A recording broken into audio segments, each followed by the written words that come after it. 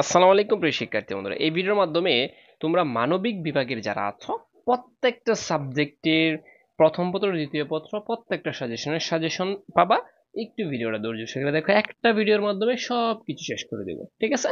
তার আগে বলে রাখি, সকল বিষয়ের সাজেশন পেতে আমাদের ওই নাম্বারে হোয়াটসঅ্যাপ করতে পারো। তোমরা সকল বিষয়ের পিডিএফ সাজেশন পেতে আমাদের ওই নাম্বারে হোয়াটসঅ্যাপ করতে পারো, 01996 49 87, ঠিক আছে? একটা স্ক্রিনশট নিয়ে তারপর হোয়াটসঅ্যাপ করতে পারো। যাই হোক, এই পরিণীতি প্রথম পত্র দ্বিতীয় পত্র কোন কোন অধ্যায়টা তুমি পড়বা একটু ধৈর্য সহকারে দেখো শুধু, ঠিক আছে? পরিণীতি আমি বলি তোমাদেরকে 100% গ্যারেন্টি দিচ্ছি, প্রথম অধ্যায় থেকে একটা আংশিক, যেহেতু 100% একটা এমসিকিউ তুমি পাবা। পরিণীতি প্রথম অধ্যায় থেকে তুমি একটা সৃজনশীল 100% কমন পাবা। যেমন একদম সিম্পল ভাবে দেখবে যে পরিণীতির ইংরেজি প্রতিশব্দ কি, সিভিক্স, ঠিক আছে? এরকম ভাবে থাকতে পারে। সিভিটার শব্দের অর্থ কি, নগর রাষ্ট্র, এরকম ভাবে থাকতে পারে। এরপরে পরিণীতি, এই যে নাগরিকতার বিষয়ক যে বিজ্ঞান, এটা কি মূলত পরিণীতি থেকে আসছে, ঠিক আছে? আচ্ছা, এই ধরনের একটা এমসিকিউ তোমাদের থাকবেই কিন্তু। যাই হোক, এখন কথা হচ্ছে আমরা চলে যাব হচ্ছে আহ কোন কোন অধ্যায়টা তুমি পড়বা। আমি বলি তোমাদেরকে, প্রত্যেকটা অধ্যায়ে তুমি এমসিকিউ পাবা, সিকিউ পাবা। এমসিকিউ আর কি, এই যে এম এমসিকিউ আর হচ্ছে সিকিউ, প্রত্যেকটার অধ্যায় তোমাদের সিলেবাসে যেটা আছে 100% কমন সাজেশন পাবা। এই যে যেমন একটা বিষয়, এখানে কি বলছে দেখো, কোনটি বৈশ্বিক সংগঠন? এই জাতিসংঘ পুরো বিশ্বে আছে, এই জন্যই, ঠিক আছে? আচ্ছা, আরো অনেক ধরনের প্রশ্ন আছে যেগুলো হচ্ছে 100%, যেগুলো মার্ক করে রাখছে তোমাদের জন্য। যাই হোক, তোমরা হচ্ছে প্রথম অধ্যায়টা তার মানে কি এমসিকিউর জন্য পড়তে হবে 100%। আচ্ছা, এরপরে দ্বিতীয় অধ্যায় আসি আমরা। দ্বিতীয় অধ্যায় তিনটা জিনিস আছে। দ্বিতীয় অধ্যায় তিনটা জিনিস আছে, একটা হচ্ছে মূল্যবোধ, আইন আর কি স্বাধীনতা সম্য। তো তিনটা বিষয়ের মধ্যে সবচেয়ে বেশি ইম্পর্টেন্ট হচ্ছে এই মূল্যবোধটা শিখবা, আর হচ্ছে কি এই স্বাধীনতা। এই দুইটা টপিক একটু বেশি বেশি পড়বা, ঠিক আছে? আচ্ছা প্রিয় শিক্ষার্থী বন্ধুরা, তার আগে বলে রাখি, যারা এই ভিডিওটা দেখতেছো তোমাদের জন্য ছোট্ট একটা নিউজ দিয়ে রাখি। দেখো, যারা হচ্ছে শেষ মুহূর্তে ইংলিশ আর হচ্ছে আইসিটিতে পাশ করতে চাও, আর বাংলা সেকেন্ড পার্ট, ঠিক আছে, শেষ মুহূর্তে প্রস্তুতির কোর্সে ভর্তি হতে পারো। মাত্র কোর্স ফি কত জানো? মাত্র কোর্স ফি হচ্ছে, এই যে আমি একটু দেখাচ্ছি, 610 টাকা। এর সাথে এই পিডিএফ গুলা একদম সম্পূর্ণ ফ্রিতে পেয়ে যাবা, 100%, ঠিক আছে? ফার্স্ট পার্ট সেকেন্ড পার্ট, মানে তুমি 610 টাকা দিয়ে ভর্তি হলে আমাদের 350 টাকার যে পিডিএফটা আছে সাজেশন, সব অল বিষয়ে কি পাবা, একদম ফ্রিতে পাবা। শেষ মুহূর্তে তুমি একদিনে কোর্সটা শেষ করতে পারবা। আমি এরকম ভাবে সাজিয়েছি, আমাদের ওই নাম্বারে শুধু যোগাযোগ করতে পারো, ঠিক আছে? সকল বিষয়ে সাজেশন আর কোর্স নেওয়ার জন্য এই নাম্বারে যোগাযোগ করতে পারো। যাই হোক, আমরা যেহেতু বলছি যে আহ, মানবিক বিভাগের সকল কিছু শেষ করে দিব, এই যে দেখো পিডিএফ গুলো এরকম ভাবে সুন্দরভাবে সাজানো থাকবে, তুমি জাস্ট নক করবা, সাথে সাথে পাঠিয়ে দিব। যারা কোর্সে ভর্তি হয়েছে আর কি, বা কোর্সে যারা ভর্তি হবে তাদের জন্য কি একদম ফ্রিতে দিয়ে দেবো এটা। যাই হোক, এখন আমি যেটা বলছি দ্বিতীয় অধ্যায় পড়বা। এভাবে হচ্ছে আমি জাস্ট অধ্যায়গুলো বলে দিচ্ছি, তোমরা যারা যারা এটা নিছো এভাবে পড়ে নেবা।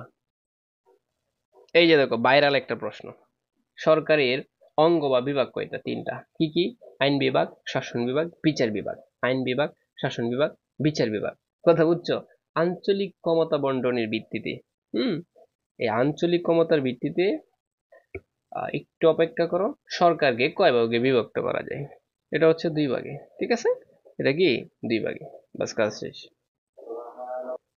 আরেকটা প্রশ্ন দেখো তোমরা, এই যে জাতীয়তা, এই যে জাতীয়তা শব্দের ইংরেজি প্রতিশব্দ কি? ন্যাশনালিটি। জাতীয়তা শব্দের ইংরেজি প্রতিশব্দ কি? প্রিয় শিক্ষার্থী বন্ধুরা, তোমাদেরকে আমি এই ভিডিওর মাধ্যমে সবকিছু দিতে পারবো না। পৌরনীতি ও নাগরিকতা প্রথম পত্র থেকে মোস্ট কমন যে এমসিকিউ গুলা, এগুলো আমি বলে দিচ্ছি একটু। আর হচ্ছে যে যে অধ্যায়গুলো তুমি পড়বা একটু দেখো, আমি বলছি প্রথম অধ্যায় থেকে ফুলটা পড়বা, দ্বিতীয় অধ্যায় থেকে আংশিক যেটা বলছে ওইটা পড়বা শুধু, ঠিক আছে? আচ্ছা, এরপরে আমরা দেখি তৃতীয় অধ্যায় থেকে তুমি কি পড়বা একটু বুঝো।